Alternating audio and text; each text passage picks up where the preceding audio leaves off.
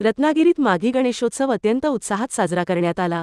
याच गणेशोत्सवाच्या निमित्ताने अखिल हिंदू गणेशोत्सव पतित पावन मंदिराने आयोजित केलेल्या एका वेगळ्या स्पर्धेने अनेकांचे लक्ष वेधले। लोककलांना प्रोत्साहन मिळावे या हेतूने या ठिकाणी रामरावण युद्ध स्पर्धेचे आयोजन करण्यात आले होते। स्पर्धेत 6 संघांनी भाग घेतला होता आणि विशेष म्हणजे यात एक संघ महिलांचा होता। स्वातंत्र्यवीर सावरकरांनी सुरू केलेल्या या गणेशोत्सवाचे हे 95वे वर्ष होते।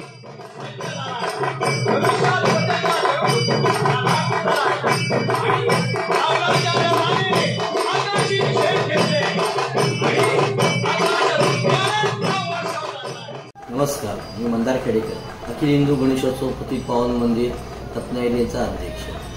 स्वातंत्र्यवीर सावरकरांनी सुरू केलेल्या गणेशोत्सवाचे हे 95 वर्ष होते। त्यानिमित्त आम्ही विविध कार्यक्रमांचे आयोजन केले होते। त्यात एक विशेष कार्यक्रम म्हणजे राम रावण युद्ध स्पर्धेचे आम्ही आयोजन केले होते। त्यात 6 संघांनी भाग घेतला होता आणि त्यात एक विशेष म्हणजे एक महिला संघही सामील झाला होता। हा कार्यक्रम पार पाडण्यासाठी आम्हाला मोलाचे साथ लाभले श्रीकांत बोंबले, श्री गोसावी सर व श्री मिलिंद गोगजे यांचे।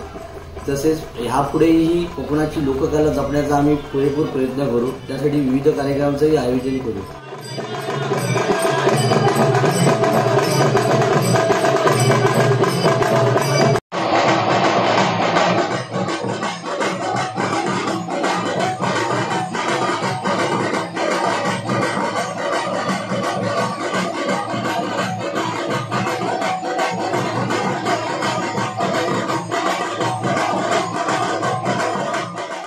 लोककलांना एक व्यासपीठ मिळावं, धार्मिक सामाजिक त्यातून संदेश मिळावा आणि याद्वारे हिंदूंचं जे लोप पावलेल्या ज्या काही हिंदू धर्माच्या ज्या कला आहेत की जे आविष्कार आहेत ते लोकांसमोर मांडले जावेत अशी आमची इच्छा आहे।